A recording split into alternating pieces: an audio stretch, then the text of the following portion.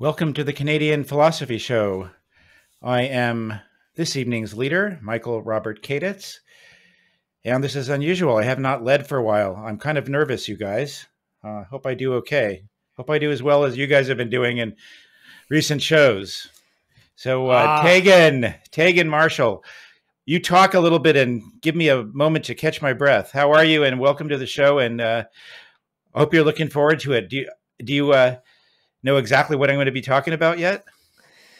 No, Mikey, you're always a man of mystery. I'm never quite sure where we're gonna go, never quite sure where we're gonna end up, but hey, I'm here for the adventure, I'm here for the ride. As for how I'm doing pretty well, but even if I wasn't, I'd have to just roll with it. So, there you go. Thank you. So yeah, happy to be here.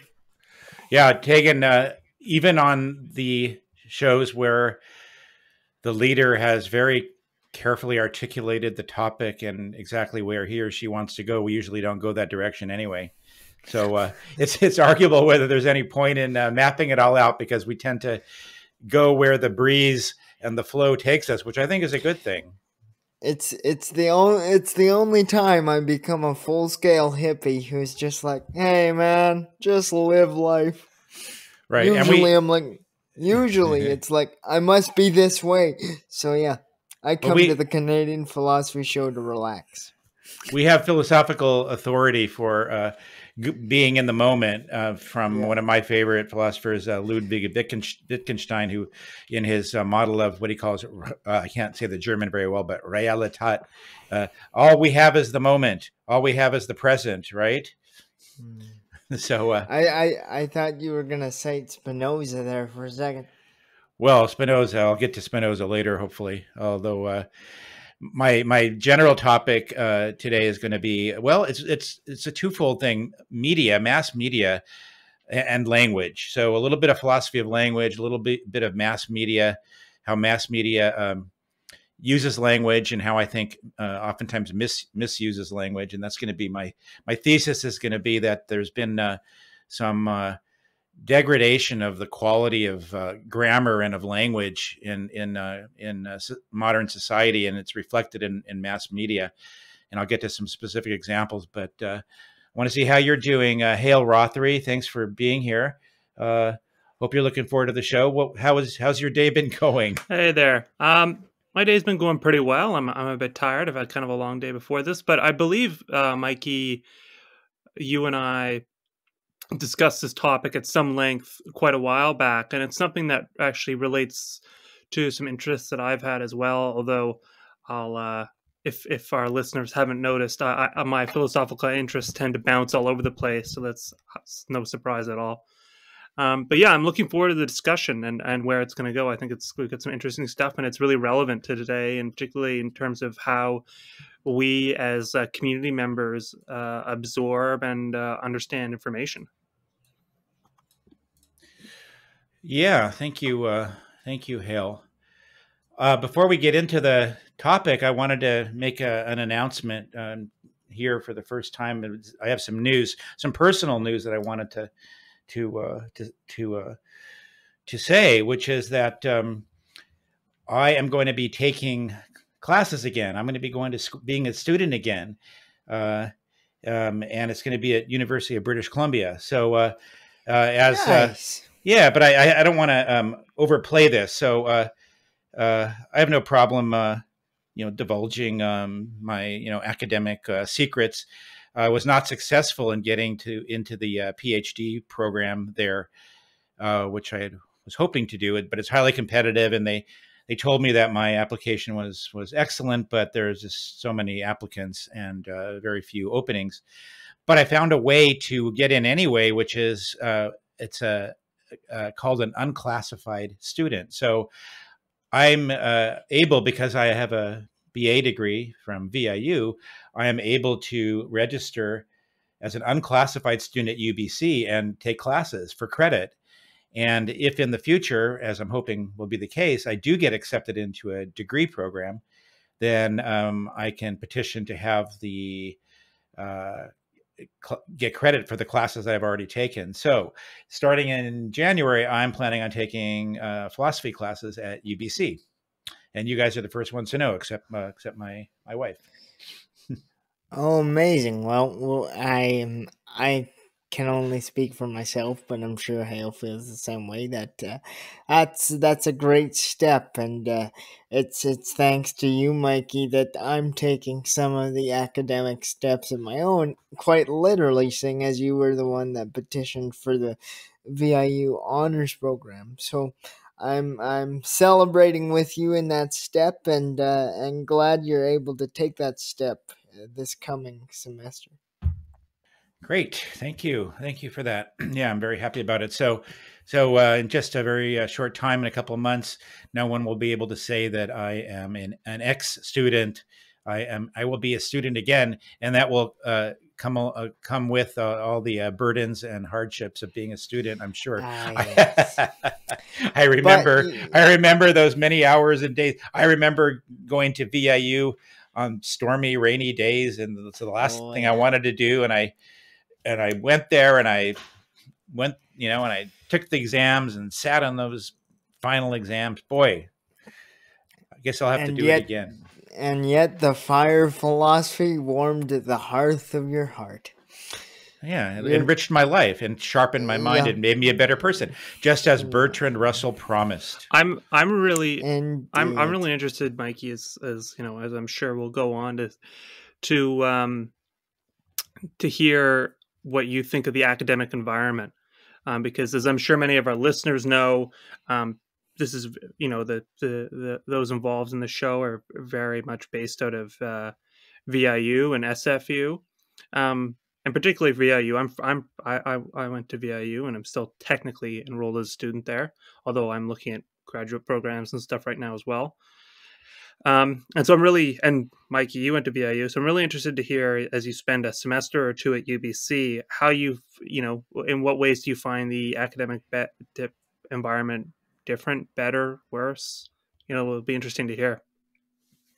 Yeah, and I have some anxiety and some trepidation and some concern about what the differences might be. You know, taking classes at UBC, where I think there's way more students and larger classes. In fact, I was starting to peruse the class schedules for philosophy classes starting in January, and many of them are already filled up. And I saw that some classes have 80 plus students in them, which is nothing that we've ever experienced, I don't think, at VIU, at least not in the social sciences. Not in our department. No, more like 8 would be a large class. You know what, I will say though, that at VIU, for listeners, maybe we have some listeners who think about going there, it really depends on the program of social sciences, because VIU, there are some bigger, the philosophy program is really small, which I've always really liked because it makes it very intimate.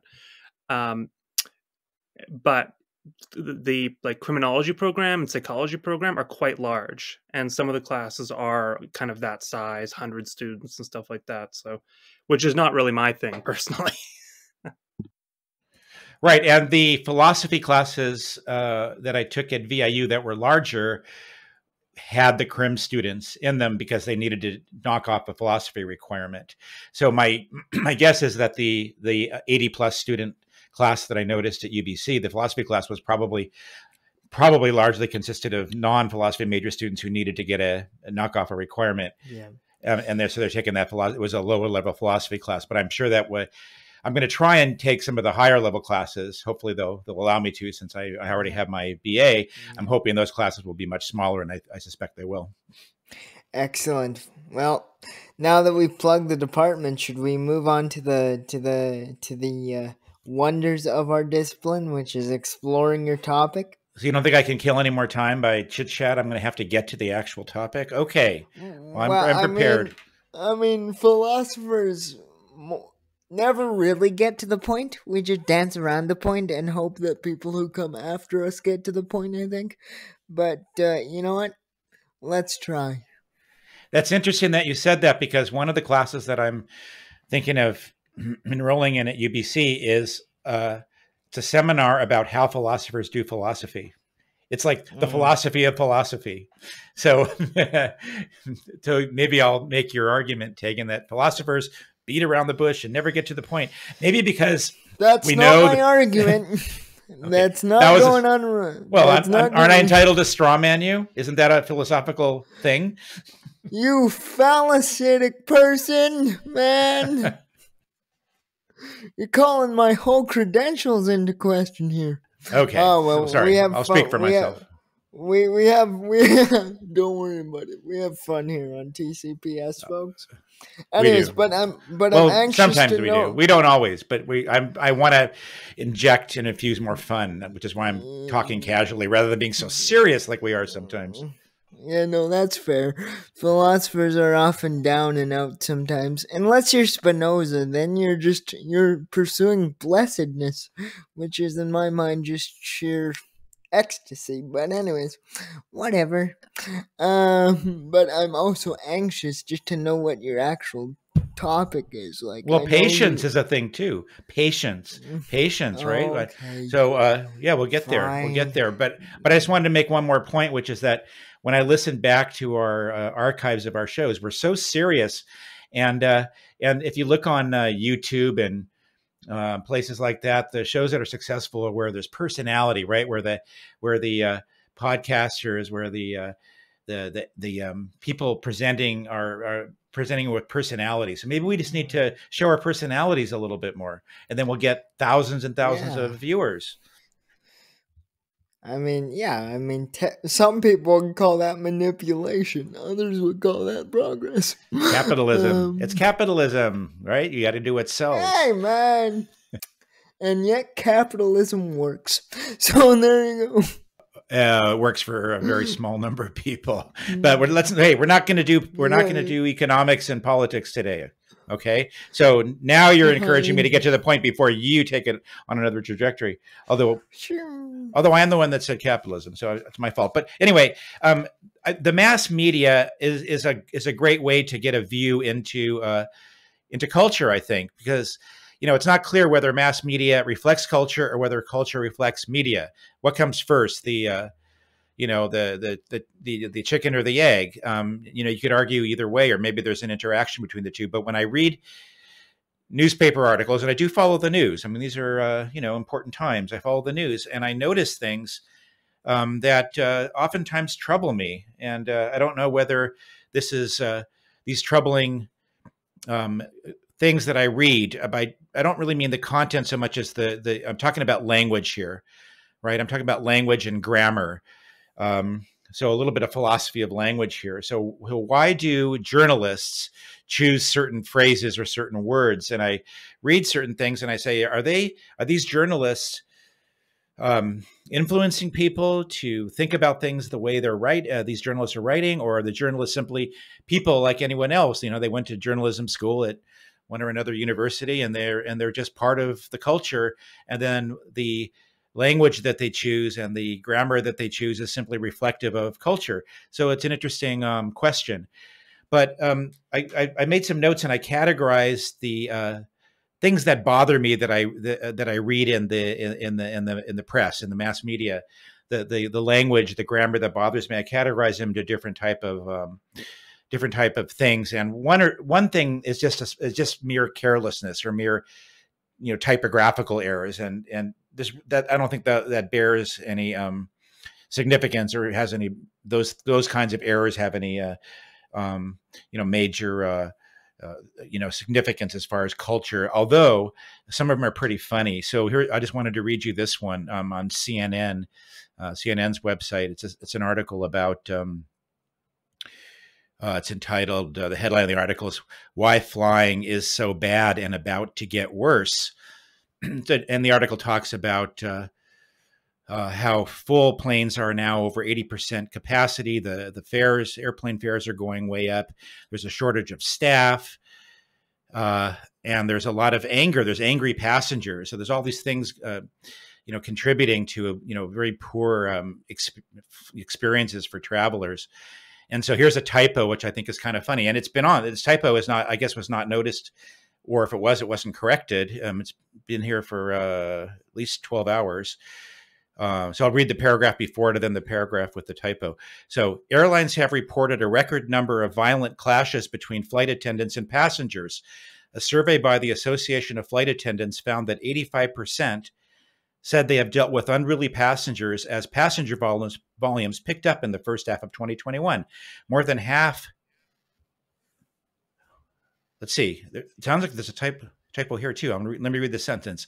More than half, 58%, experienced at least 5 incidents with no punctuation. Just more than half, 58%. Right. So there should be some other punctuation in there. Anyway, there should at least be brackets there. Yeah, parentheses or something. Anyway, that's not the typo that I was going to get to. And then it says, and 17% reported a physical fight. Now here's the paragraph with the more glaring typo. Last week, a passenger hit an American Airlines flight attendant twice in the face, breaking her nose. Earlier this year, a Southwest flight lost 2 front teeth and sustained facial injuries from an attack by a passenger. Let me read that sentence again. I'm reading it exactly as it's written. I'm not making a mistake. Earlier this year, a Southwest flight lost 2 front teeth and sustained facial injuries from an attack by a passenger. I'm glad planes now have facial expressions. Yeah, the poor flight lost 2 front teeth.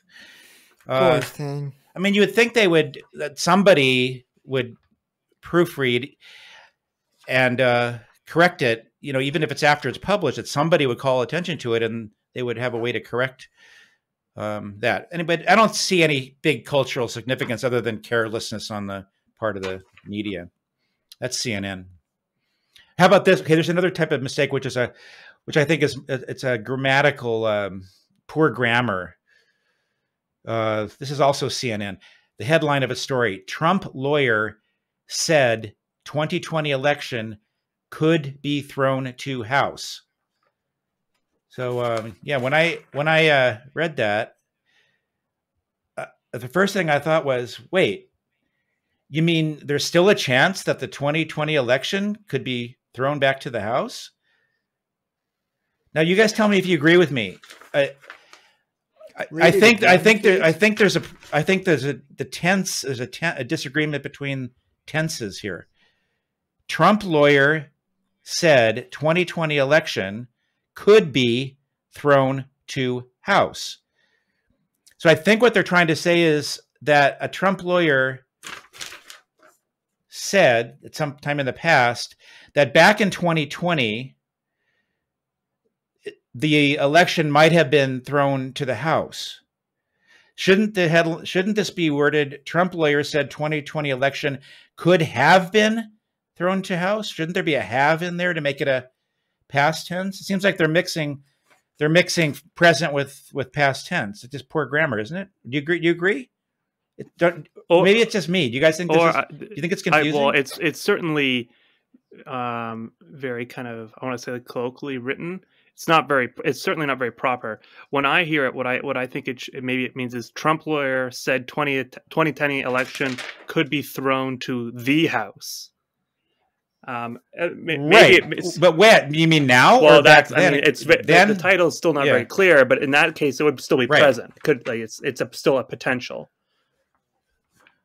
Yeah, but I don't think that's what they're saying. I read the article, and what they're trying to say is that the lawyers divulging that that back in 2020 they were considering the possibility that the election could be thrown to the House. But when I read the headline, I was alarmed. Like, oh, you mean it still could get thrown to the House now?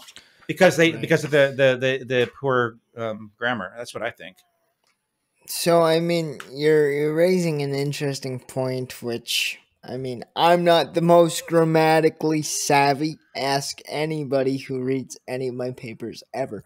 But like, you're raising an interesting point, because there's also another option besides carelessness or just lack of awareness, is a very intentional desire to provoke that kind of reaction. in the readership to have the readership read the article. Because if you say, Trump lawyer says 2020 election could be thrown to the House, right? Depending on, what side you fall on that's going to evoke a reaction, right? That's going to cause you to want to investigate that, kind of as you're saying, Mikey, right? You're like, oh my goodness, wait, what? I thought we were done with this. So it's very much, it could be intentional. I think too, Tagen, on your point, and I think we'll get into this a little bit more, but you bring up something interesting, which is the provoking of a reaction. And I think this is something I think we'll talk about a little bit more, but there's something about the feature of the current medium of journalism, particularly online journalism, wherein people don't read articles, they read headlines. And so if the headline is particularly provocative, and particularly if it already fits with someone's preconceived notions or concerns on either side of what the article's stating, oftentimes it seems that that's all people will read. That's all they need to see. So you see on the internet a lot. I'm sure if any of our listeners are internet savvy, they're familiar with the term clickbait. And in some ways, it's kind of similar. Wherein, if I make my my title as provocative as possible, it's going to get the most hits, or it's going to encourage people to come back and look for more, even if they don't actually read the article. So yeah, that's kind of something that stands out for me. Yeah, well, I'm going to give the benefit of the doubt here to the journalists, and although Tagen, you're suspicious of possible manipulative motivation when there's confusing articles or especially headlines written, I'm going to give the benefit of the doubt and say that they didn't have any strategy in mind, that it's just carelessness or unclear thinking. But actually, where it does have significance is it shows us how important grammar is, and how important the choice of words or omission of words or omission of a punctuation, how significant that can be in conveying the message or failing to convey the message. And I guess that's the point I want to make, and that's why I'm bringing up these seemingly careless examples.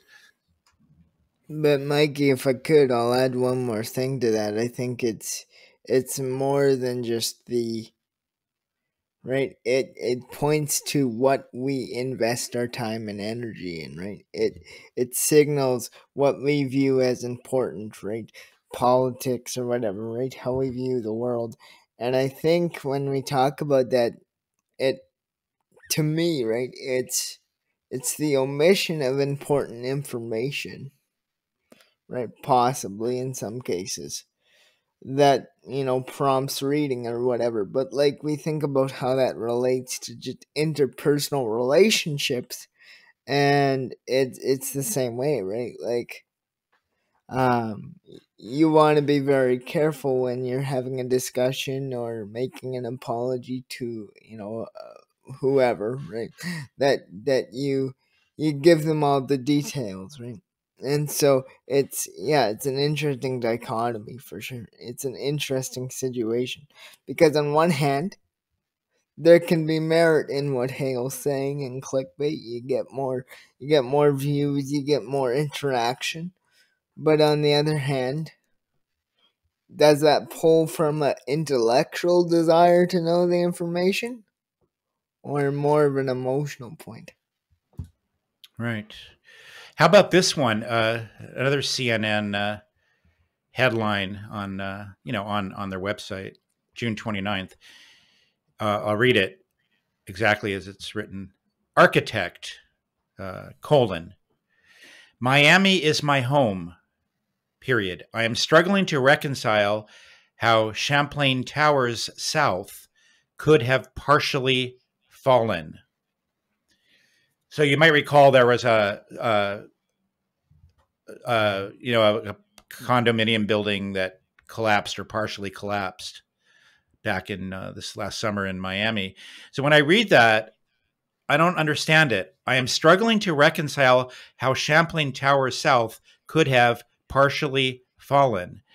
Is the author trying to say, or is the architect who's being quoted saying that he doesn't understand how the accident could have happened, how a building could have fallen? Or is he trying to say, I don't understand how it could have only partially fallen, where one part fell and the other part didn't? Is it clear to you guys what is being said here? Is the surprise, what the architect struggling to reconcile, the fact that any part of it fell, or that only part of it fell? Well, yeah, that's a good question. How do you take that, Hale? You want me to read it again? I took it as he was struggling to understand how it fell, more generally speaking. But I think his language hints at something that I think we're going to talk about, which is, if I remember the collapse situation, which I'm not super familiar with, I mean, that building pretty well collapsed. So the partially, the use of the word partially as a descriptor for the building's falling is interesting. It's kind of non-committal. Yeah, I just don't know the purpose. I don't know the purpose of it.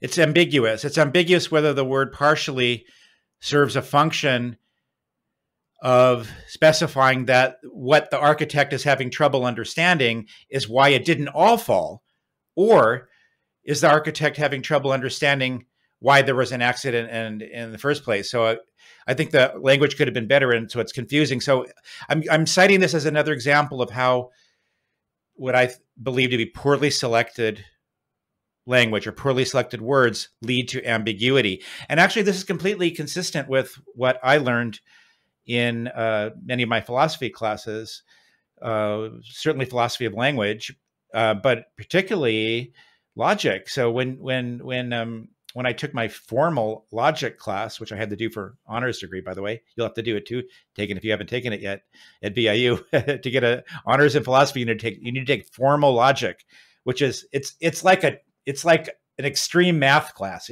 It's very, very complicated. But the whole point of logical notation, as developed by Bertrand Russell, is to try and overcome these ambiguities and the sloppiness of grammar, because even the best writer still has trouble eliminating ambiguity when using grammatical statements, whereas formal logic uses mathematical type notation to be very, very clear and very, very, very, very specific.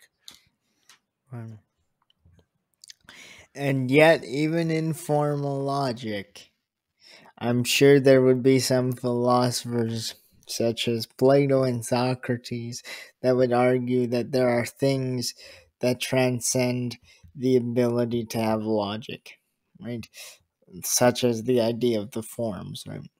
But that's me just, being the canary in the coal mine and kind of just being causing trouble. That's all. Well, that's an interesting tangent, which we don't have time to get into, but we could do it another time, which is that Russell's student, Ludwig Wittgenstein, did specifically criticize and diverge from Russell for that very reason. Wittgenstein, of course, argued that that logic, and accounting for objects in the world in a very clear, logical way actually completely misses the point of life.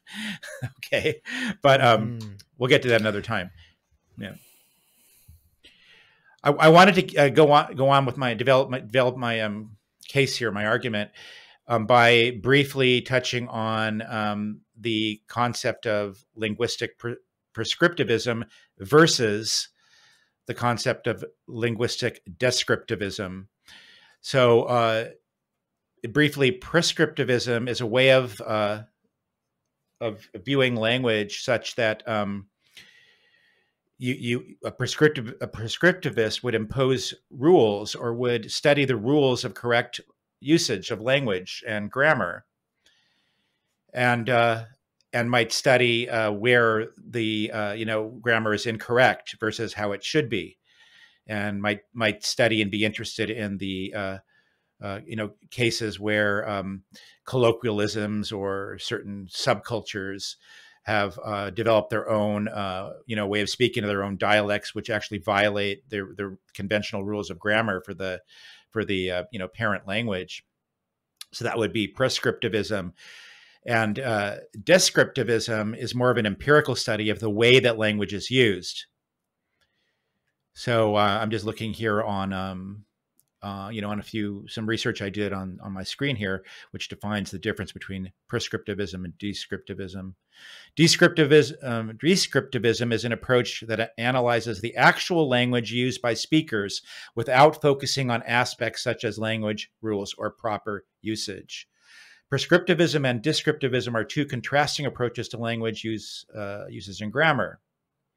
Prescriptivism explains how language should be used, whereas descriptivism describes how language is actually used. So this reminds me a bit of the is versus ought distinction in ethics. Did you guys run across this where good old Hume? Yeah, well, when I went into my first ethics class at VAU, I was very hot-headed and a rebel, and I really protested against the idea that there was a universalizable objective morality. And the professor said, "What's your justification for there being no universalizable morality?" And my justification was, well, if you look at the world, you look at different cultures and they have different moral standards, things that are permissible in one society. Like you have some countries where abortion is legal and permissible, and you have other countries where abortion is considered immoral and is not permissible. You look at countries which have, the death penalty, and those that don't. Those that don't often have banned or never instituted the death penalty because they feel it is immoral. So if you look at around the world, you see differing moral standards. So how can it be that there's a universalizable objective morality when all you need to do is look around the world and see that nobody agrees, or people often don't agree, I should say, on certain various moral principles? Sometimes killing is permissible, and in another country it's not. So the answer to that professor gave me was, Michael, you are confusing. You're confusing is and ought. So the mere fact that that the is, in other words, the empirical research of cultures of the world shows that there are different moral standards, it does not follow from that there's not a universalizable objective morality that everyone ought to follow. So in other words, cultures or individuals or groups which violate moral rules are simply they're not doing what they ought to be doing. So I'm making an analogy here, which is that in a way a linguistic descriptivist is sort of like someone who observes empirically the differing cultures and the differing moral standards that cultures have, whereas the prescriptive linguist might say, well, maybe people use bad grammar, but it doesn't make it acceptable because they're doing it. Maybe people are, they're sloppy in their language, or they're using incorrect syntax or whatever, or they misspell words, and even if it becomes popular and acceptable in a particular place, or even widespread, it doesn't make it correct any more than killing is wrong, whether or not people are doing it. The fact that people do it, and it's so rampant actually in the world in many places, doesn't make it right. Likewise, the fact that people use bad grammar doesn't make it correct. It's the old adage of, hey, if your friends were jumping off a cliff, would you do it too, even if there were sharp rocks at the bottom? You shouldn't, but you might. And you really shouldn't. But it's the same idea, right? That if everybody's doing it, it's permissible. And I think, Mikey, you bring up an interesting point of fundamentally what is the purpose of language? Because is language supposed to describe things that we perceive and thereby give them clarity, give them precision, give them understanding, or does language point to something more? Or does it do both? Because, like, think of a name, for example. My name's Tagen. My name has a meaning somewhere. It's not the most epic of meanings, but, my name has a meaning. Michael has a meaning. Hale has a meaning, right? But yet our names are also used to describe us as people, to differentiate us while we're on campus or whatever from Jerry, John, and James, and I don't know, Alice over there, So it's interesting. What do you think the goal of language is?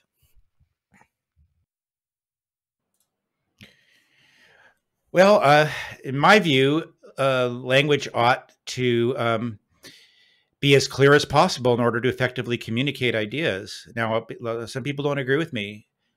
There, like I guess I'm not much of a I mean, I recognize empirically that language has deteriorated and has gotten sloppy, in many cases. But to me, that doesn't make it acceptable, because I think that it's important to be clear, and it really bothers me. Like these articles that I read you bother me when I don't understand what they're saying. And so I'm not much of a descriptivist. I mean, I can be a descriptivist in the sense that I can make empirical observations. So to the extent that descriptivism simply means observing and researching the way that language is used, fine, I'm fine with that. But some descriptivists, which I'm not, go further and say, well, that's the way it should be. That's the purpose of language. The purpose of language is for it to reflect culture, and if culture changes, then language should change with it. And many descriptivists, of which I'm not, feel that prescriptivists are oppressive, that they're like Nazis. They're like the Nazi police, telling people how they should write and speak. And I'm not. I don't have that view at all. I think that it's important to maintain a standard of clarity, and it bothers me when I see confusing and ambiguous speech, or whether it's in writing or or verbal. But Mikey, can I? I mean, it's kind of what we're meant to do here. But can I attack that statement without attacking you? Because the last thing I want to do is attack you. But so I agree with you that we don't want to, right? We don't want to take the position of what was the last group you said? Not the descriptive, but the other. Well, the descriptivist is empirical, whereas the prescriptivist is yeah. So sets what the standard should be. So I agree that we want to stay as descriptive as possibly versus falling into prescriptive, because that actually puts filters and bounds to speech. But someone might say, like someone from the disability community, right, might say to you, and I know we've done a show on this before. So what if I came up to you and you didn't know me, and you said, "Okay, and what's your disability?" And I was like, "Hey, actually, that word hurts my feelings because you're describing an aspect of myself that I would rather not have been reminded of. Can you use diversability instead?" Right. So I guess I would want to hear your response to that, because in right, there is the principle of charity being applied there. But do you think that leads to a slippery slope. If we say, yeah, in that case, it's okay to be soft about that. Or my position would be, that's just what it is. I'm sorry. That's what it is. Let's work on why there is pain and hesitation towards that word, so that that word does not define you, but that disability is a part of you. So how would you respond? Well, let me respond maybe in the long way. Let me say this, that I recognize that one of the justifications that descriptivists give for being tolerant and non-judgmental about changes in language, and the reason they may be more flexible about changes over time in language, is because they would argue, as you just have given an example, that that sometimes the traditional language presents inequalities or barriers or injustices, and it needs to be adjusted in order to account for enlightenment.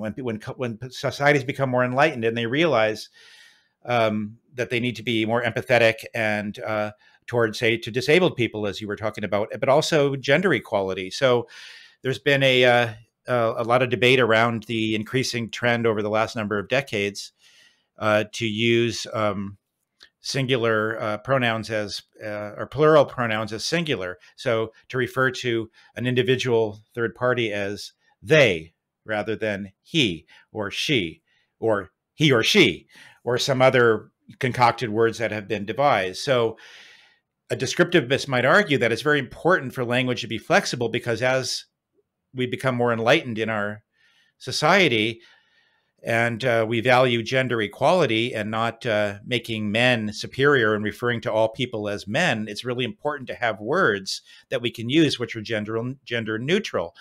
And now if you get on your Zoom calls or whatever, you often see where people's names are, you see their gender pronouns. He / him / they, or she / her.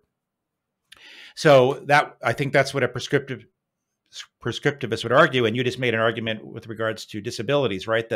That traditional language may not properly reflect the cultural change, the cultural enlightenment, new understandings about equality. Is that right? Yeah, and I realized that I actually mischaracterized my argument. I'm not a descriptivist. Uh-huh. I'm a prescriptivist. Okay. Realizing that there are some, right, and that's why I say I would rather work with that individual to see that that word is not the defining feature of them, so that they can come to a place of accepting that word as a reality without accepting that that has to limit their life and their mission. So I just wanted to clear that up, because so you think that the word should. Okay, so what I understand you saying is that you believe it's important to maintain the linguistic standard and to use the correct word, which is disability, and that word shouldn't be modified or it shouldn't be soft pedaled in some way because it might offend somebody who's disabled. You think that the word is just a word, and the meaning can be, the understanding can change even though the word stays the same. Exactly. Okay, so you're more of a prescriptivist. So let me give you an example. Did you want to say something, Hale? I was just going to say that I'm listening to the conversation, and I think that on some level, prescriptivism can still account for changes in language. Let me try and explain my point at least a little bit. In relation to the is-ought distinction we find in ethics, just because people behave in a certain way and consider it moral, doesn't mean that it ought not be different, obviously. And the same thing still goes for language as well. The current language that we use, a prescriptivist might say, obviously, is not the correct language. That there is essentially a better or more consistent option. And this kind of relates a little bit into what I know, Mikey, you and I have talked about which is that when you think of description, if we take a descriptivist, or we look at or describe certain features of particularly modern journalism in mass media or social media, we see certain linguistic trends, which I suspect both you and I are deeply concerned with. And these aren't necessarily, I would say, grammatical errors, but they are concerning logical errors. And I think in the past, you and I have talked about the existence in a lot of this kind of journalism, as I think the term you coined was wiggle words. And I'm wondering if you have anything to say on that.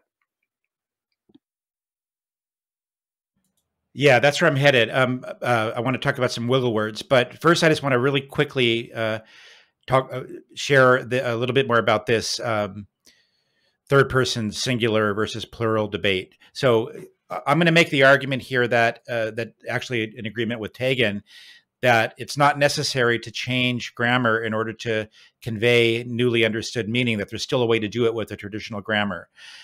Whereas the advocates of using plural pronouns like they or them to apply to a singular person, they would argue, some prescriptivists would argue, and social justice, gender equality, activists would argue that we need to apply they to a single person in order to avoid gender discrimination or gender inequality. But I'm going to argue that it's not necessary. So here's an article from CNN Travel. A Colorado rescue team has some simple advice for lost hikers or anyone else who might find themselves stranded in the mountains. I would say, and a prescriptivist would say, that's improper grammar because you're mixing them. Them is a plural, whereas anyone is singular. Anyone else is singular who might find themselves as plural. That's what a descriptivist might say. A prescriptivist would say, well, we have to do that because if you say himself, then that's not gender equal. It's not gender neutral. Yeah. But what about themselves? Yeah. Okay. Yeah. Let me go on. That another sentence in the article says rescuers tried to call the person's cell phone multiple times, but weren't able to reach them. I think that's completely wrong. It's not wrong because we arbitrarily should just stick to what's traditional. It confuses me. When I say weren't able to reach them, my mind goes, oh, there's more than one person. But then when I look back at the first part of the sentence, they're referring to one person who was lost. And the journalist, who I would suspect is a young journalist out of journalism school who values gender neutrality, believes that it's important to use them so as not to identify the person who was lost as either male or female or some binary, gender. I mean, maybe. I mean, I think what we might be running into is like my generation and Hale's and probably yours as well, Mikey, referring to themselves, right? Kind of has just become part of colloquial speech, right? You don't think about it. So, like, yeah, I do, and a lot of people do it. Yeah, no, I'm not saying you don't. I'm saying you're actually right, and this is an issue of societal/cultural issue. Right. This brings us to the point, which is the fact that it's being more widely accepted now, and even accepted on, CNN, major mass media outlets, doesn't make it right. That's my thesis, that acceptance of ambiguous, improper, illogical grammar, even if it's widespread acceptance, and even if there's a justification given, oh, well, we need to have gender equality, which I'm completely for, gender neutrality, I'm completely for it. I totally believe in the idea of non-binary gender identification. That makes total sense to me, but I don't accept that we have to therefore degrade our language to do it. Let me rewrite the sentence in a way that's gender neutral but doesn't use improper grammar. So here's the way the sentence is. Researchers tried to call the person's cell phone multiple times, but weren't able to reach them. Now, couldn't we rewrite this as, and I'm going to do this on the fly here, researchers tried to call the person's cell multiple times, but the person was not reachable. There. I just used the word person again. That's not a violation of any rule. I use the word person again to avoid using he. Right. Yeah. And I also avoided using them, which is the wrong word. Well, yeah, which is a term used to describe a group of people. I think right. You're right. My proposed rewrite, I think, is much clearer. And then another sentence later in the article says, as it's written here, the hiker had no idea that rescuers were looking for them. The Post said. Oh, I read. This is a CNN article. I read that, but this is widely accepted. I'm not saying the CNN journalist is out of line compared to the norm. This is now the norm. My research has indicated, and that this could be rewritten. The hiker had no idea that rescuers were looking for the hiker. You could do that. I mean, it's, you're using the word hiker twice, but it's a way of avoiding the errors either way, either the gender neutrality error or the grammatical error. And there's probably a lot of other ways you could rewrite that. People are probably thinking a better way to rewrite that sentence. So my claim is that it's not necessary to degrade language in order to be clearer. In fact, or in order to be gender neutral. And as you were arguing, it's not necessary to degrade language in order to be to do justice to people that are disabled. You can, right? And I think this comes to a deeper realization or a deeper question of, like, does the news media think, I have to be careful with this statement, but is there an expectation, which I think is wrong, being set here, that the people who read these headlines just won't notice that it's not relevant? And if that is the case, like, how far has our view of the importance of knowledge and language and comprehension fallen to the point where, right, we're this can happen and no one bats an eye at it. In fact, we subconsciously fill it in. I think that's a problem, which warrants deeper discussion, which we don't have time to do right now. But here's a from CBC, lest you think it's only American sources. BC server who was fired after asking to be addressed by correct pronouns awarded $30,000. Human Rights Tribunal found Jesse Nelson was discriminated against because of their gender identity. And I don't know, call me, old fashioned or old school or an older generation than you guys. But when I read that, that's a glaring mistake to me. Because of their gender identity, there does not apply to an individual by the name of Jesse Nelson. So how could I rewrite that while still being gender neutral? I totally get the argument that Jesse Nelson, in particular, since the story is about he wasn't addressed by, or Jesse Nelson wasn't addressed by correct pronouns. Of course, you don't want to call Jesse Nelson a he or a him or even a she, right? So how could you rewrite it? You could say Human Rights Tribunal found Jesse Nelson was discriminated against because of gender identity. You leave out the there. It serves no purpose other than degrading language. Yeah, and it's a fine line to walk, especially for those of us who are, like, I have to be careful of how I answer this because of those of us who strive to enter academia. There are expectations, obviously, but another idea that comes to mind is, instead of saying their gender identity, why don't you just say Jesse's gender identity? Right. That's another way that you could avoid labeling a gender identity, right? Because a binary. Yeah. an article that you sent us for study this afternoon, Michael, makes the point, right? Seems to, or at least when I was reading it, suggests, right, that these referring to a person as, like, say the phrase that they were really hungry, they really cleaned up their plate, right? It is almost, I would argue it's not, but it kind of takes the humanism, it dehumanizes the person, right? It's like, it's almost like othering.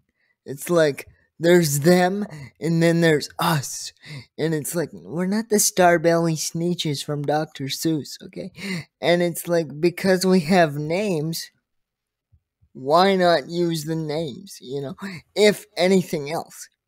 Right. So using a name, even if it's redundant, it's at least grammatically correct, and it's the most specific and clear you can be.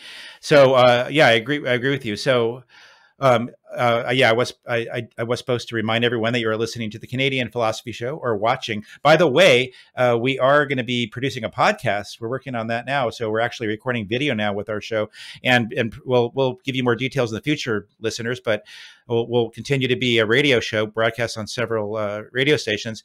But we're also going to have probably a condensed version as a podcast with video, so you can see our happy faces.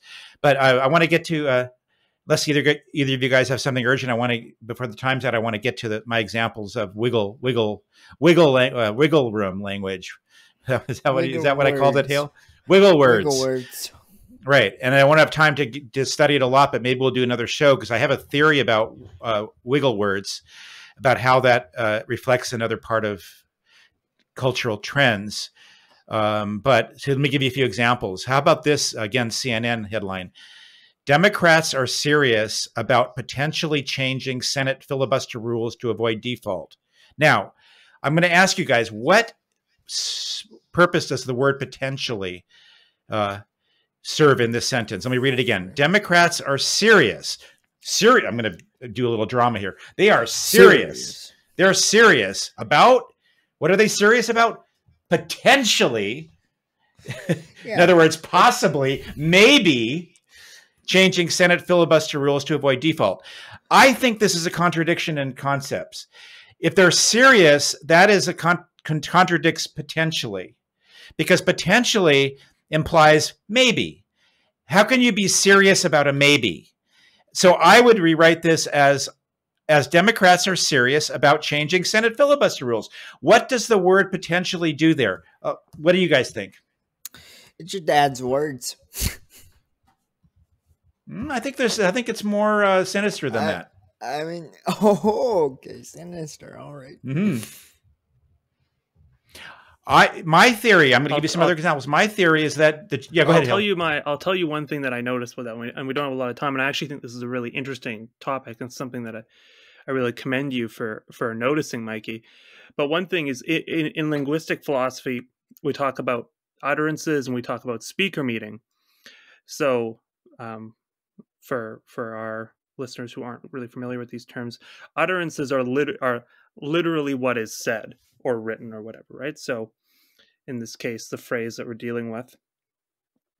And then what a lot of linguistic philosophers do is then look at the speaker meaning, which is basically another way of translating that into saying, okay, what is actually meant by this particular utterance?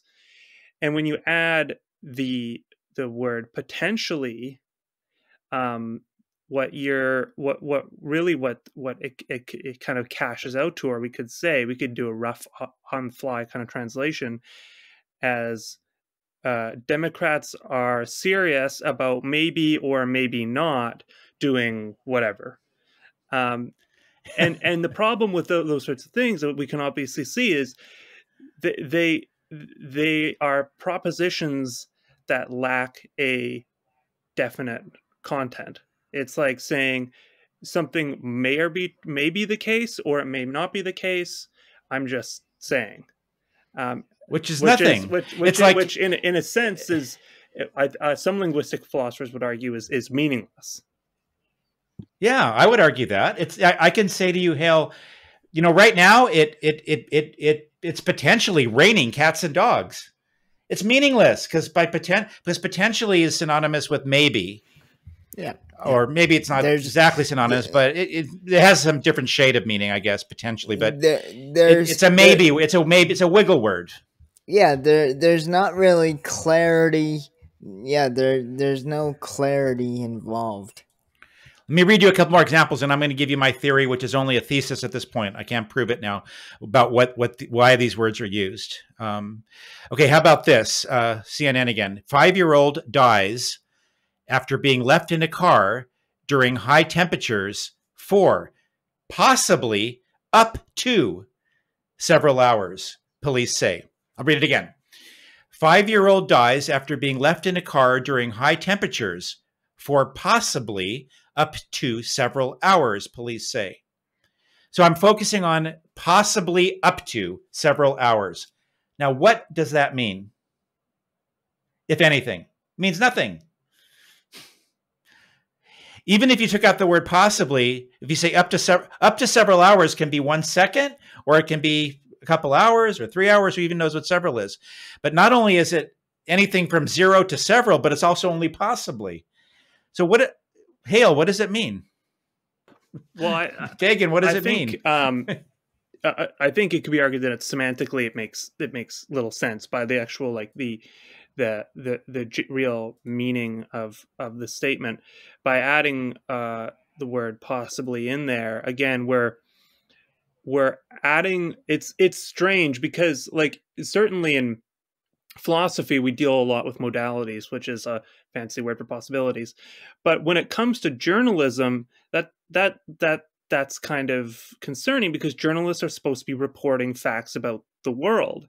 So if I'm reporting some fact, and what I'm then saying is, here's a fact, it's possibly the case or possibly not.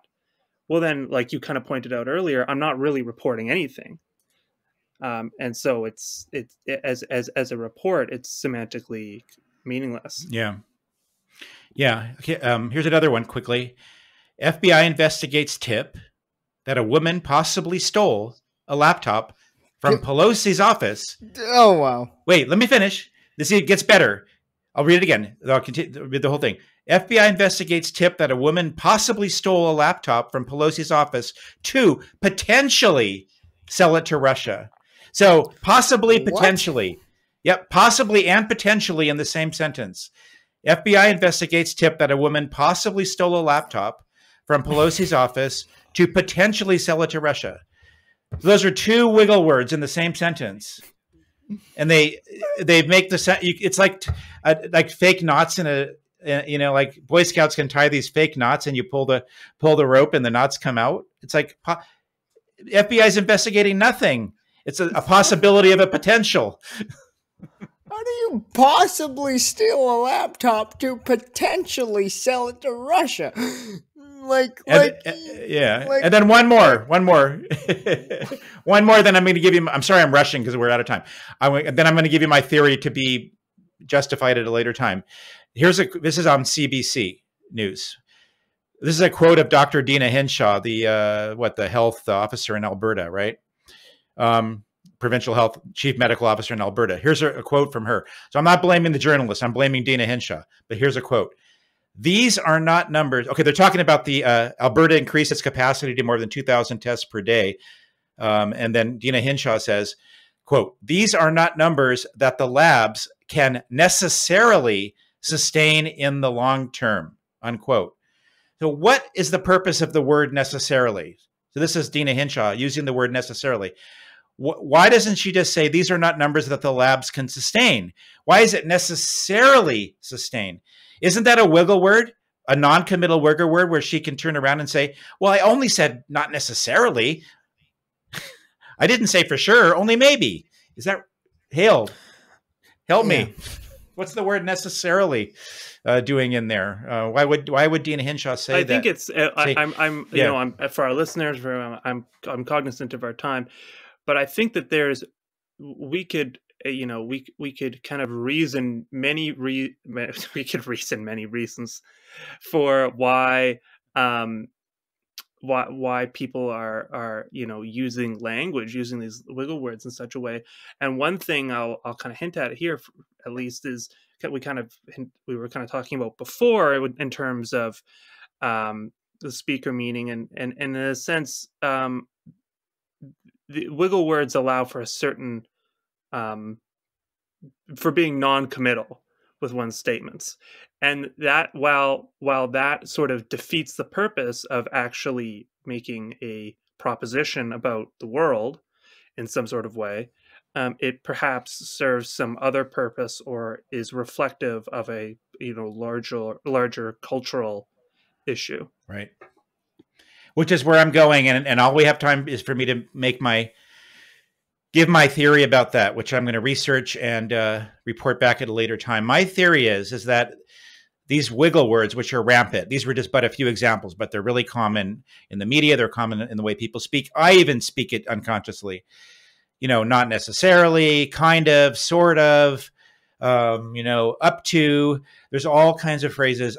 My theory is that people are afraid to commit. They're afraid of getting into trouble. There's a something going on in our culture, in our society now, where people are they're scared of getting sued. They're scared of getting, stereotyped. They're scared of getting attacked in social media.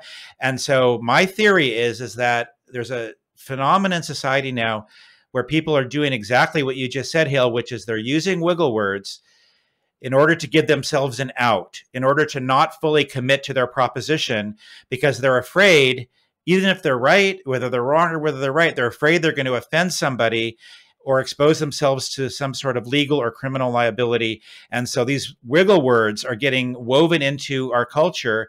And to bring it full circle back to linguistic prescriptivism, a prescriptivist might look at this and say, yeah, these words are in our culture now. And so they're, I'm not going to judge it. I'm not a prescriptivist. I'm a descriptivist. If I was a prescriptivist, I would judge these words. Now, I'm sort of a prescriptivist, right? I'm Michael Robert Caditz. I'm judging these words. I admit it. A descriptivist might say, oh, well, these words are being used to protect people for equality, gender equality, to protect people from liability, to protect them from being, stigmatized, stereotyped, pigeonholed. And that's why it's happening. Michael Robert Caditz is saying, wow, this is really disturbing, that the bad grammar, the deterioration of the language, the use of wiggle words to avoid fully committing to one's proposition, it's really bugging me. And that's all I have to say. I'll let you guys say whatever you want to say, then we're out of here. Yeah, Mikey, thank you. There's a word for this, and it's called cancel culture. There's a legitimate word for this in the culture, which tries to cancel itself, which is another discussion altogether. But I don't know about you, Hale, but I really enjoyed the show. Maybe it's because I couldn't shut up because I agree too much. Yeah. But I enjoyed it. So thanks for having me on, Mikey. Thanks, Tagen. Marshall. Yeah, and I think I was happy to be a part of it, and I'm looking forward to the further discussion, because I really think Mikey, you struck on an interesting observation with noticing these wiggle words, particularly in our modern journalism, and as it's tied up with social media. And I have some other thoughts about this, and I'm really hopeful that maybe one day we can do another show on it. It'll be great. Yeah, thanks, Hale, Rothery. To be continued. Maybe this will be some research I'll do in my new studies at UBC. I'm Michael Robert Caditz. Thanks for listening to the Canadian Philosophy Show.